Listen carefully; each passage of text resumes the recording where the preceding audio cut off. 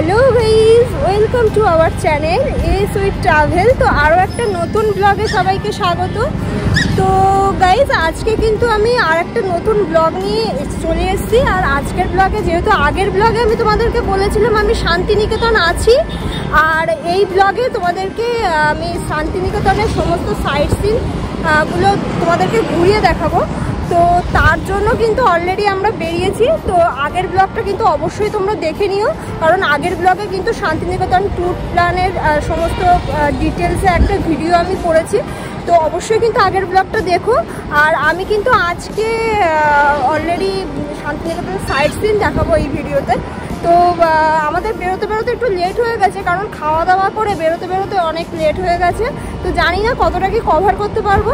তো তোমরা সাথে থাকো, আর অবশ্যই কিন্তু ভিডিওটা সাবস্ক্রাইব করে না করে কোথাও যেও না। আর ভিডিওটা অবশ্যই লাইক কমেন্ট শেয়ার তো করেই দিতে হবে। তো চলো তাহলে দেখা যাক এখন কতটা কি কমপ্লিট করতে পারি। আর এখন কিন্তু আমি দেখতেই পাচ্ছ আমি মানে শান্তিনিকেতনের যে মার্কেট, আমি কিন্তু এখন ওই মার্কেটের মধ্যে দিয়ে যাচ্ছি। তো ফার্স্টে যাবো বিশ্বভারতী ক্যাম্পাস। আমার মনে হয় না ওখানে আমার ভিডিও মানে ভিতরে গিয়ে ভিডিও করাটা পসিবল হবে। তো যতটা সম্ভব আমি তোমাদেরকে দেখানোর চেষ্টা করছি। তো তোমরা দেখতে থাকো পুরো ভিডিওটা আর আমার সাথে থাকো। তো গাইজ, এখন যেখানটায় দাঁড়িয়ে আছি সেটা হলো এই বিশ্বভারতী মিউজিয়াম। এই আমার এই সাইডে যেটা দেখতে পাচ্ছ এটাই হলো মিউজিয়াম। তো মিউজিয়ামের মধ্যে ক্যামেরা করা কিন্তু একদমই অ্যালাউ নেই। তো তার জন্য আমি মিউজিয়ামের মধ্যে যাচ্ছি না। তবে মিউজিয়ামের মধ্যে গেলে তোমরা রবীন্দ্রনাথের উনি যেখানে এসে থাকতেন ওনার প্রত্যেকটা জিনিস এখানে রয়েছে। আর এখানে মিউজিয়ামে ওনার লেখা বিভিন্ন রকমের জিনিস, বিভিন্ন উপন্যাস এখানে সব কিছুই কিন্তু আছে। এছাড়াও রবীন্দ্রনাথের একটা গাড়ি এখানে রয়েছে।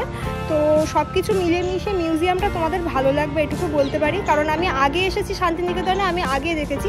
তো এখন যেহেতু ক্যামেরা করতে পারবো না বলে আমি আর ভেতরে ঢুকলাম না। আর এর সামনেই যেটা তোমাদেরকে বলেছিলাম যে নেট দিয়ে পুরো জায়গাটা ঘেরা আছে। তো একটু সামনের দিকে এগিয়ে মানে এই মিউজিয়ামটা সামনে এসে আমি এখানে জানতে পারলাম যে এখান থেকে গাইড নেওয়া যাবে। গাইড নিয়ে ওনারা আর কি সমস্ত বিষয়টা এখানে বলে দেবে। আর এর ভিতরে প্রচুর কিছু দেখার আছে। আজকের ভিডিওতে কিন্তু তোমাদের সাথে সবটাই আমি শেয়ার করতে চলেছি। তো তোমরা আমার সাথে থাকো। আর এখান থেকে গাইড নিলে কিন্তু 200 টাকা পড়বে, ঠিক আছে? আমাদের কাছ থেকে 200 টাকা নিচ্ছে। আর টোটো করে গাইড আর কি আমাদের পুরো জায়গাটা ঘোরাবে আর আমাদেরকে সমস্ত ডিটেলসটা বলবে। তো আমি সবটাই আজকে ক্যামেরা করব আর তোমাদের সাথে শেয়ার করব। তো তোমরা দেখতে থাকো তাহলে ভিডিওটা। সিম্বল হয়ে গেছে এটা, যেগুলো পেপার, যেগুলো এই মিউজিয়াম টিকিট কাটলেও দেখবেন এই অফিসিয়ালি সিম্বলটা পাবেন, যেখানে লেখা আছে 2 অক্ষরে রবি। এটা একটা বাংলাদেশের আর্ট স্টুডেন্ট, কলাভবন স্টুডেন্ট এটা বানিয়েছে। এটা তখন তো বিশ্ববাসীর সিম্বলে দাঁড়িয়ে গেছে।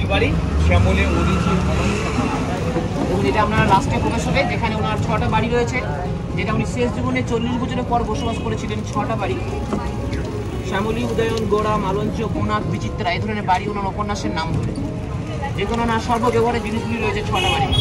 জায়গাটার নাম দিয়েছিলেন উত্তরায়ণ, যেটা উত্তর দিকে দিকটা। এখানে ওনার নোবেল যে 2 নম্বর বাড়িতে এনে পরে যে সাদা বাড়িটা উন্নয়ন বাড়ি, ওই বাড়ি থেকে ওনার নোবেলটা চুরি হয়ে যায়। এখন যেটা আছে ডুপ্লিকেট নোবেল। এই ধরনের 5টা সিমেন্টের বাড়ি, একটা মাটির বাড়িতে পড়েছিলাম 6 ঋতু। তাই মাটির বাড়ি থাকতে গ্রীষ্মের সময় এটা আপনারা প্রবেশ পাবেন 70 টাকা টিকিট, ছাত্রদের জন্য 10 টাকা। এখন বাঁ দিকটা দেখবেন, বাঁ দিকে দেখুন আমাদের আর্ট কলেজের স্টুডেন্টদের, বিশেষ করে যারা স্কলারশিপ পায়, এই স্কলারশিপটা কিন্তু প্রধানমন্ত্রীর হাত দ্বারা দেওয়া হয় এবং তাদেরকে স্ট্রাকচার কাজের মাধ্যমে দেখানো হয়। দেখুন প্রথম লাইনের গানটা, এখানকার যে ছাত্র স্কলারশিপ পেয়েছিল 2019 সালের স্কলারশিপ পাওয়া ছাত্র এই গানটা বানিয়েছে। প্রথম লাইনের গানটা আছে সারেগামা গানটা, দেখুন উপর থেকে দেখুন মুখে যে স্পেলিংটা আসবে সা রে গা মা পা ধা নি সা, এর মাধ্যমে গানটা দেওয়া আছে আর্ট মাধ্যমে। আর্ট কলেজ মানে আমরা কলাভবন বলছি। দেখুন এই নন্দলাল বসুর বাড়ি, চিত্রশিল্পী নন্দলাল বসু, যিনি শান্তিনিকেতনের প্রথম উপাচার্য ছিলেন, কলাভবন ক্যাম্পাসের প্রথম অধ্যাপক, তাই ওনার নাম ধরে নন্দনবিশ নাম দেওয়া হয়েছে। এখন এই বিশ্বভারতী যে কোনো অফিসিয়ালি ঘোষণা এখান থেকে পাবেন, অফিসিয়ালি ছুটি ঘোষণা নন্দনবিশ, চিত্রশিল্পী নন্দলাল বসুর নাম ধরে। দেখুন এটা সেই স্কলারশিপ পাওয়া 2019 সালে বেলো, এই বাংলাদেশি ছাত্রের তৈরি। এটা হারমোনিয়ামে যে বেলোটা হয় আপনার 1 থেকে 10 গাছের নিচে ক্লাস হয়। 11 এর পর ভবন, ভবন মানে ডিপার্টমেন্টগুলো বলছি, কলাভবন, সঙ্গীত ভবন, বড় বিল্ডিং এর নাম কি আমরা ভবন বলি। দেখুন এটা ইগলু ঘর, এটা জাপানি স্টুডেন্ট তৈরি, বরফের দেশের বাড়ি। এটাও আমরা 2019 সালে যিনি স্কলারশিপ পেয়েছিলেন তিনার কাজ, জাপানি দুজন স্টুডেন্ট মিলে বানিয়েছে, যেটা আমরা বলছি ইগলু ঘর। বরফের দেশের বাড়িগুলো এই ধরনের হয়।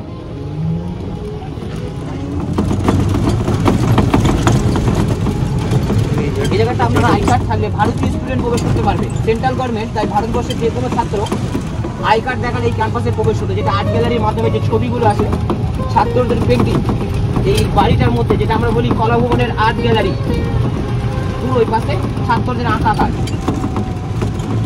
যেটা ভারতীয় স্টুডেন্ট প্রবেশ করতে পারবে। যেমন দেশে বিখ্যাত রামকিঙ্কর বেদ, যিনি নন্দলাল বসুর ছাত্র ছিলেন, যে চিত্রগুলো উনি হাত লাগেননি 1938 থেকে 56, এর মধ্যে 3টে চিত্র ধারণ করেছিলেন 2 ফুট দূর থেকে কাদা ছুঁড়ে ছুঁড়ে। প্রথমে একটা কিন্তু রডের একটা স্ট্রাকচার বানানো হয়েছিল, তারপর 2 ফুট দূর থেকে কাদা ছুঁড়ে ছুঁড়ে এটি বানিয়েছিলেন। সেকালীন সাঁওতাল পরিবার নিজের পরিবারকে নিয়ে অন্য প্রান্তে চলে যাচ্ছে কাজের সন্ধানে। সেখানে বলা হতো সাঁওতাল যাযাবর শ্রেণী বা পরিযায়ী শ্রমিক, এক জায়গায় কাজ পাওয়া যেত না, তাই বিভিন্ন জায়গায় এভাবে পরিবার নিয়ে কাজের সন্ধানে চলে যেত। তাই দেখুন সেকালীন ওদের বাহন ছিল ওটা বাঁক বলছে, বাঁশের মধ্যে দড়ি বেঁধে ভারী মাল বহন করা। মহিলাদের বাহন ছিল বেতের ঝুড়ি। আদিবাসী পরিবারে দেখবেন কুকুর পোষে ওরা, তাই পরিবারকে নিয়ে অন্য প্রান্ত যাযাবর শ্রেণী কাজের সন্ধানে চলে যাচ্ছে পরিবারকে নিয়ে। সেটা রামকিঙ্কর বেদ বানিয়েছিলেন 2 ফুট দূর থেকে শুরু করে 1938 থেকে শুরু করেছিলেন, 56 শেষ হয়েছিল। তার মধ্যে একটা অসম্পূর্ণ আছে, 2টো কমপ্লিট, একটা আনকমপ্লিট, যেটা সামনে দেখতে পাবেন। এটা দ্বিতীয় চিত্র, যে চিত্র উনি বানিয়েছিলেন সেকালীন যে আদিবাসী পরিবাররা কল মিলে কাজ যেত, যেটা আমরা এখন বলছি রাইস মিল। তখন কিন্তু আমরা কল মিলে হুইসেল বা বাঁশি বাজানো হতো শ্রমিকদের ডাকার জন্য, কারণ সেকালীন তাদের ঘড়ির টাইম ছিল না। তাই বাঁশি পড়ে গেলে শ্রমিকদের তাড়াহুড়োর মধ্যে কাজে যেতে হতো, কারণ হুইসেল পড়ে গেলে আর কাউকে ডিউটি বা কাজে নেওয়া হতো না।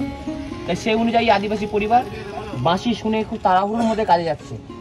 সেটাই দেখুন পেছন ধরে বাচ্চা টান মারে, মা আমি যাব, কিন্তু তারার মধ্যে আছে হুইসেল বেজে গেছে, মানে দেরি হলে কিন্তু ডিউটিতে নেওয়া হবে না। তাই এটা সেকালীন নাম দিয়েছিলেন কোলের বাঁশি। কল মিল বলা হতো, এখন যেটা আমরা বলি রাইস মিল। এটা ডিপার্টমেন্ট কলাভবন ডিপার্টমেন্ট, যেখানে আর্ট বিভাগে পড়াশোনাগুলি হচ্ছে আপনার। এটা 2019 মানে কোভিডের পর থেকে নিয়ম হয়ে গেছে, শুধু ছাত্ররা প্রবেশ করবে, টুরিস্টদের কোনো প্রবেশ নেই। যেমন সত্যজিৎ রায়ের বাড়ি পাবেন, যিনি সঙ্গীত ভবনের কিছুদিন পড়াশোনা করেছিলেন, ভালো ছাত্র ছিলেন। দেখুন এটা সেই রামকিঙ্কর বেদের যেটা শেষ নিদর্শন, যেটা যে সেকালীন যে আদিবাসী মহিলারা ধান মারতো, একটু সামনে নিয়ে চলুন। খড়ের আটি ধরে পাটার মধ্যে মেরে ধান ঝরাতে হতো। সেকালীন বড় ধান চাষ হতো, মানে মানুষের থেকে লম্বা খড় হতো, তাই মেশিনে ধান ঝরানো হতো না, সেটাকে পাটার মধ্যে মেরে ধান ঝরাতো। তাই যিনি অসম্পূর্ণ রেখেছিলেন দেখুন মাথা নেই, যেটা কথা হয়েছে 1938 থেকে 56, তার মধ্যে এটা অসম্পূর্ণ, যেটা কমপ্লিট করতে পারেননি। তাই দেখুন মাথাটা নেই, এটা কিন্তু অন্য ছাত্রদের কমপ্লিট করেছে আপনার। তাই এটা দুটি মত তৈরি আছে, দেখবেন সামনের দিক থেকে কেউ বলে ধোপার কাপড় কাচার চিত্র, কিন্তু পেছন দিক থেকে আপনি দেখলেন খড়ের আটি ধরে ধান মারছে, কারণ এটা অসম্পূর্ণ রেখেছিলেন। রামকিঙ্কর বেদ উনি বাঁকুড়া ডিস্ট্রিক্ট সোনামুখী ওনার বাড়ি। উনি শান্তিনিকেতনের কলাভবনের প্রথম ছাত্র, মানে নন্দলাল বসুর প্রথম ছাত্র ছিলেন। আচ্ছা, দেখুন সঙ্গীত ভবন, মিউজিক, ডান্স, ড্রামা, গান, শ্রীপল্লী ছাত্রাবাস, যেখানে শ্রীপল্লী বলতে আর্ট কলেজ বিভাগে যে ছাত্ররা রয়েছে কলাভবন, বয়েজ হোস্টেল। এখানে পড়াশোনাটা এক জায়গায়, হোস্টেল আলাদা, গাছের নিচে ক্লাস হয় একসাথেই। শ্রীপল্লী ছাত্রাবাস, গাছের নিচে এখনো ক্লাস হয়, এখনো 1 থেকে 10। এটা আমরা রবীন্দ্রনাথ যেটা বলেছিলেন আনন্দ পাঠশালা, এখনো সেই নিয়মটা আছে, আসন থেকে মাটিতে বসে ক্লাস। দেখুন এটা সেই নন্দলাল বসুর বাড়ি। গাছের 4 লাইন যে কবিতা তাল গাছ এক পায়ে দাঁড়িয়ে যে চিত্র দেখে উনি এঁকেছিলেন, শান্তিনিকেতনের প্রথম উপাচার্য বলতে পারেন, কলাভবন ডিপার্টমেন্টের প্রথম অধ্যাপক। তাই ওনার নিজস্ব বাড়ি এটা। উনি বাংলাদেশ থেকে ওনাকে আনা হয়েছিল, উনি কিন্তু প্রথম বিশ্ববাদীর অধ্যাপক। ওনার নামে নন্দন অফিস রয়েছে, এখানে বসবাস করছেন না, যে নন্দন অফিস দেখালাম ওটা উনি কিন্তু অফিস ছিল ওনার। আচ্ছা, এখন এই বাড়িগুলো মেনটেন করছে এখানকার আদিবাসী পরিবাররা, কারণ এখানকার আগের বাসিন্দা আদিবাসী সাঁওতালরাই, তাই তাদের উপরে টোটাল দায়িত্ব আছে শিডিউল কাস্টটা মেনটেন করার দায়িত্ব ওদের। এদিকে রয়েছে আদিবাসী পরিবাররা, যারা শিডিউল কাস্টটা করে এখানে বিশ্বভারতী স্টাফ কোয়ার্টার। অমর্ত্য সেনের বাড়ি, এটা অমর্ত্য সেনের বাড়ি। শান্তিনিকেতনে তো অমর্ত্য সেনের জন্মস্থান, ওনার বাবার বাড়ি। তাই যেই বাড়ি নিয়ে বিশ্বভারতীর সাথে হস্তক্ষেপ চলছে এই বাড়িটা নিয়ে, একটু সামনে গিয়ে দাঁড়ান। ওনার বাড়ির নাম হচ্ছে পতিচি, সামনে যে লেখা আছে এটি সেন, সময় ব্যাপার, আমাদের রাস্তা আছে, সময় ব্যাপার আছে। আশুতোষ সেন ওনার বাবার নাম। উনি ছিলেন সামনের বৃহস্পতিবার উনি বাড়ি গেলেন, ডিসেম্বরের 2 তারিখে এসছেন উনি। এই বাড়িটা নিয়ে বিশ্বভারতীর সাথে ঝামেলা চলছে। এই বাড়িটা কিন্তু আশুতোষ সেন মানে ওনার বাবাকে বিশ্বভারতী লিজ হিসাবে দিয়েছিলেন প্রথম, তার মধ্যে কিছুটা অংশ কিনা বিশ্বভারতীর ঘর আছে যেটা, সেটা নিয়ে বিশ্বভারতীর সাথে কারণ সেজন্য পুলিশকে আমার সাথে করে। আশুতোষ সেন ওনার বাবা ছিলেন, যিনি ছিলেন প্রফেসর। অমিতা সেন ওনার মা ছিলেন রবীন্দ্রনাথের ছাত্রী, সেজন্য দেখবেন অমর্ত্য সেনের নামকরণ করেছিলেন রবীন্দ্রনাথ ঠাকুর। বাবা মার নাম দেওয়া ছিল বাবুলু সেন, যেটা অমর্ত্য সেন পরে নাম দিলেন অমর্ত্য, রবীন্দ্রনাথ নাম দিলেন। 8 বছর বয়সে ওনার নামটা দিলেন। ওনার মা অমিতা সেন ছিলেন ছাত্রী। দেখুন অমর্ত্য সেনের রিসার্চ সেন্টার, কি বললেন আরেকবার একটু বলুন। অর্থনৈতিক গবেষণা কেন্দ্র, ইকোনমিক সেন্টার, যেটা অমর্ত্য সেন রিসার্চ করেছিলেন। উনি কৃষি অর্থনীতি নিয়ে নোবেল পেয়েছিলেন, তাই উনি যখন বিদেশ থেকে নোবেল নিলেন ওনার সমুদ্র এখান থেকে দেওয়া হয়েছিল ওনাকে। তাই ওনার বাড়ির সামনে ক্যাম্পাস, এখান থেকে আমাদের ডিপার্টমেন্ট শুরু হচ্ছে 1 থেকে 10 গাছের নিচে ক্লাস, 11 পর বড় বিল্ডিংগুলো আমরা যেমন বলছি ভবন, এখান থেকে শুরু হলো কৃষি অর্থনৈতিক গবেষণা শিক্ষা ভবন কেন্দ্র, যেখানে সায়েন্সের বিষয়গুলি পড়াশোনা হচ্ছে। উনি স্ট্রাকচার যেটা পাচ্ছেন ওটা সাঁওতাল পরিবারের স্ট্রাকচার, যেখানে সেকালীন ওরা ওইভাবে জল নিয়ে বাগানের মধ্যে বা যে কোনো জল প্রয়োজন জিনিস ওই জলে রাখা হয়, যেটা আমরা বলছি কুচ চামড়া জাতীয় জিনিস, যেটা পশুর চামড়া দিয়ে তৈরি করা হয়। এখন আদিবাসী গ্রামে গেলে ধরনের জিনিস দেখতে পাবেন, যেটা একটা ব্যবহার সামনে। এই জায়গাটা হচ্ছে দ্বিজেন্দ্র কুঞ্জ, যেখানে 8 থেকে 10 দেখুন লেখা আছে কোন সাবজেক্ট এবং কোন কোন ক্লাস হয় বোর্ডের মধ্যে দেওয়া। যেমন দাদার নাম ধরে দ্বিজেন্দ্র কুঞ্জ জায়গাটার নাম, সেজন্য বলেছিলেন আশ্রম, কারণ খোলা আকাশের নিচে ক্লাস। স্ট্রাকচার করা আছে সিমেন্টের বেদি, এখানে টিচার বসে ইঞ্চের যে বেরিয়ে গেছে সেখানের মধ্যে ছাত্রদের বাড়ি থেকে আসন পেতে বসা, কারণ ক্লাস শুরু করার আগে এখানে ধ্যান হচ্ছে আপনার। সেই জন্য আমরা বলছি ব্রহ্মধর্ম। ব্রহ্মধর্ম মানে সর্বধর্মের সমন্বয়, তাই সর্বধর্মকে নিয়ে এখানে কোনো মূর্তি পূজা হয় না। আমরা ক্লাস শুরু করার আগে ধ্যান, যোগ শিক্ষা এবং দ্বিজবিরাম শিক্ষা বা পরামর্শ শিক্ষা, এই আশ্রমিক শিক্ষাগুলো দেওয়া হয়। সেজন্য মাটিতে বাবু মেলে বসে যোগ আসনগুলি যেটা ভালোভাবে হয়, সেজন্য মাটিতে বসে ক্লাস। যেমন ওনার মেয়ের বাড়ি ছোট মেয়ে মীরা দেবী, ওনার 3 মেয়ে 2 ছেলে। বড় মেয়ে মাধবীলতা, যাকে বেলা দেবী বলা হতো, দ্বিতীয় মেয়ে রেণুকা দেবী এবং তৃতীয় ছোট মেয়ে মীরা দেবী। তার মধ্যে ছোট মেয়ে মীরা দেবী ছিলেন বাড়ির মধ্যে যার ব্যবহারের জিনিস রয়েছে। বড় ছেলে রথীন্দ্রনাথ, ছোট ছেলে সোমেন্দ্রনাথ। ছোট ছেলে সোমেন্দ্রনাথ 8 বছর বয়সে মারা গেছিলেন। দ্বিতীয় মেয়ে রেণুকা দেবী, উনি কিন্তু 13 বছর বয়সে মারা গেছিলেন। তাই শান্তিনিকেতনের ইতিহাসে রয়েছে ছোট মেয়ে মীরা দেবী এবং বড় ছেলে রথীন্দ্রনাথ। বড় ছেলে রথীন্দ্রনাথ তৈরি করলেন শান্তিনিকেতন থেকে শ্রীনিকেতন, আর ছোট মেয়ে মীরা দেবী এই বাড়ির মধ্যে ছিলেন। 48 বছর পর উনি চলে যান এখান থেকে। তাই মীরা দেবীর ব্যবহারের জিনিস রয়েছে। 22শে শ্রাবণ মৃত্যুদিন, 25শে বৈশাখ জন্মদিন, এই 2 দিনে এই বাড়িটা খোলা হয়। ব্যবহারের জিনিসগুলি সেদিন দেখানো হয়, থেকে বড় করে হলঘরটা বানানো হয়। আপাতত বিশ্বভারতী যাবতীয় সভা এবং লাইভ টেলিকাস্ট টিভিতে যে সরাসরি সম্প্রচারে দেয় এই হলঘর থেকে। বাল্মীকি কাব্য থেকে নেওয়া নাট্যঘর বাড়িটার নাম। আর সেই স্টেজ দেখুন, যে স্টেজে উনি স্বাধীনতা সংগ্রামীর সাথে জড়িত হয়ে গেছিলেন। রক্তকরবী প্রথম লিখেছিলেন, অভিনয় করেছিলেন। যেই নাটক উনি প্রথম লিখে ইংরেজদের সাথে যুদ্ধে জড়িত মানে আন্দোলনে জড়িত হয়েছিলেন নাটকটা লেখার কারণে, কারণ ওখানে উনি ইংরেজদের অত্যাচারের কথা তুলে ধরেছিলেন রক্তকরবীর মধ্যে। তাই উনি ছোট অবস্থায় অভিনয় করেছিলেন মাটির স্টেজ করে রক্তকরবী নাটক, যেটা সেন্ট্রাল গভর্নমেন্ট আসার পরে জায়গাগুলি সিমেন্টে মুড়িয়ে দেওয়া হয়েছে। এটা কিন্তু প্রথম স্টেজ, যেটা রবীন্দ্রনাথ আমলে, ওটা কিন্তু সেন্ট্রাল গভর্নমেন্ট থেকে বানানো হয়। মনমোহন সিং যখন প্রধানমন্ত্রী ছিলেন একটু বড় করে বানাই আমরা।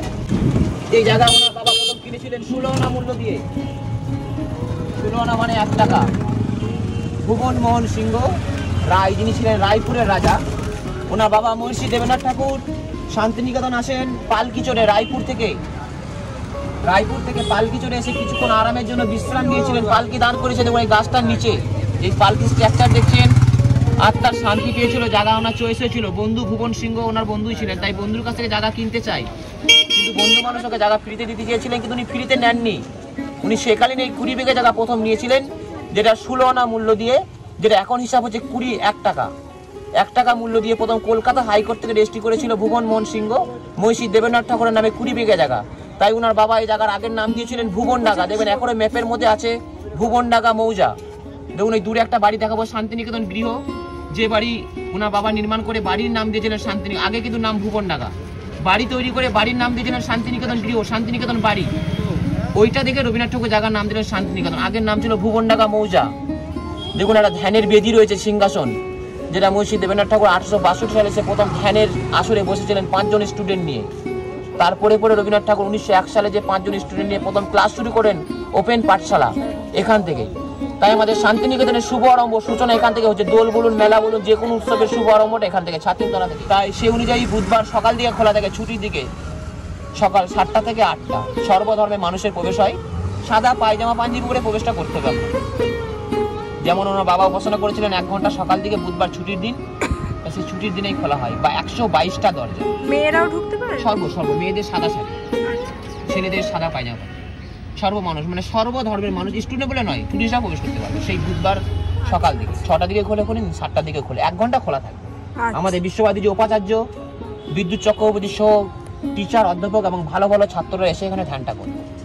এবং যারা নামকরা ব্যক্তি তারা সর্ব মানুষের প্রবেশ হয়, কোনো নিষেধ নেই, কারণ এখানে কোনো জাতিভেদ নেই, কোনো ধর্মীয় উৎসব নেই, তাই কোনো ধর্মীয় উৎসবে কোনো ছুটিও থাকে না। এখানে ব্রহ্মধর্মের যে সাবজেক্ট সেগুলি পালন হয়, তাদের কোনো ধর্মীয় উৎসবে ছুটি নেই। এখানে গাছের নিচে ক্লাস হয় বলে বর্ষার ছুটিটা বেশি।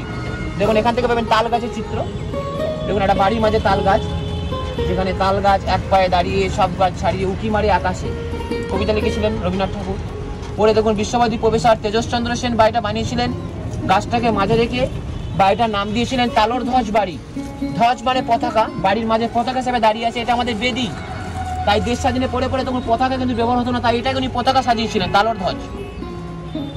এখন বিশ্ববাদী কোনো নতুন অতিথি এলে দেখবেন চন্দনের ফোঁটা এবং উত্তরী দেওয়া হয় গলার মধ্যে, উত্তরী গামছার মধ্যে দেওয়া হয়, বাতিক প্রিন্টের এবং চন্দনের ফোঁটা প্রথম এখানেই দেওয়া হচ্ছে যে কোনো অতিথি। এই বাড়িটা গাছটা মাঝে আছে, বিশ্ববাদীর প্রথম অঙ্কের টিচার তেজসচন্দ্র সেন বাড়িটাকে বানিয়েছিলেন, উনি বসবাস শুরু করলেন বাড়িটায়। সে থেকে বাড়িটা প্রতি বছর রিপেয়ারিং হচ্ছে।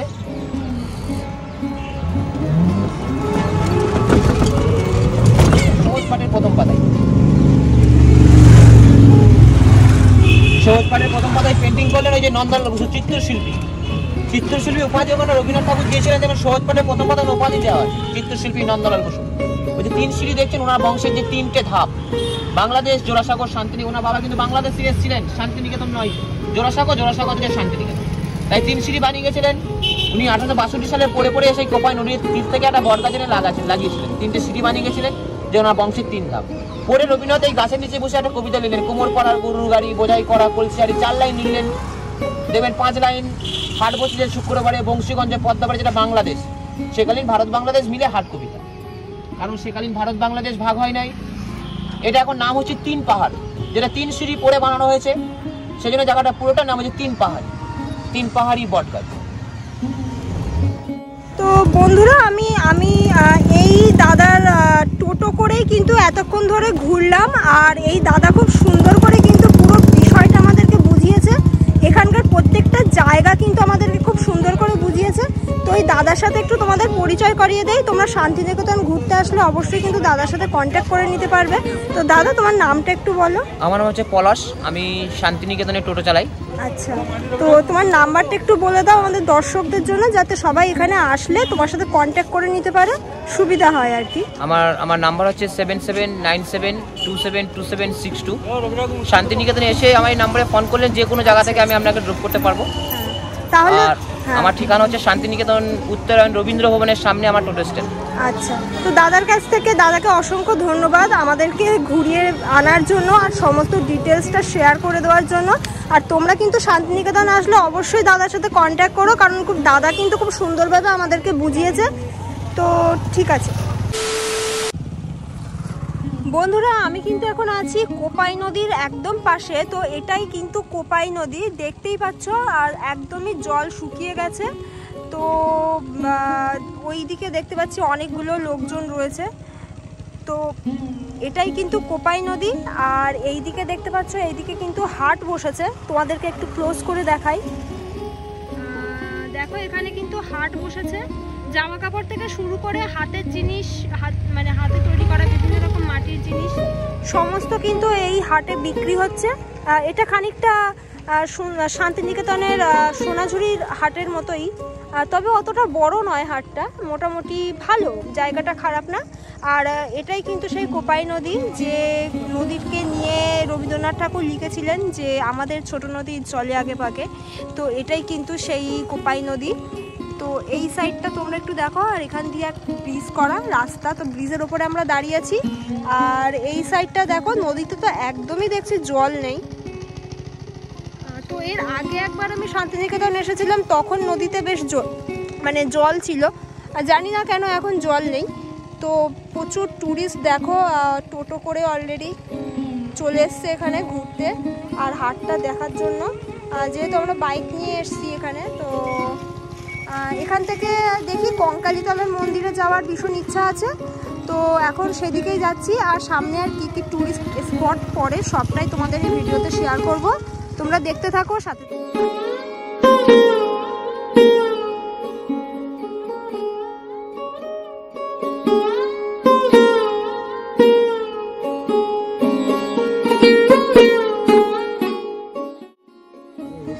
গাইজ আমি কিন্তু কঙ্কালীতলার মন্দিরে এসেছি, যেটা বীরভূমে, আর খুব বিখ্যাত একটা মন্দির।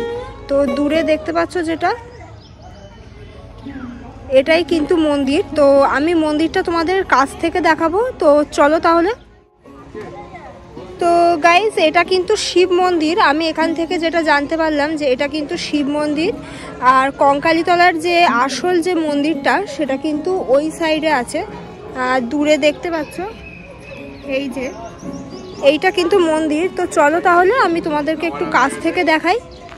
তো এই মন্দিরে পুজো দেওয়ার জন্য দেখতেই পাচ্ছ মন্দিরের পাশে কিন্তু অনেকগুলো দোকান রয়েছে, এখান থেকে ডালা নিয়ে তোমরা পুজো দিতে পারো এই মন্দিরে। আর এই মন্দিরে আসার বিশেষত্বটা হলো এটাই, কারণ এটা কিন্তু খুব বিখ্যাত একটা মন্দির। ওপরে দেখতেই পেলে তোমরা, গেটের উপরে লেখা রয়েছে কঙ্কালী মা।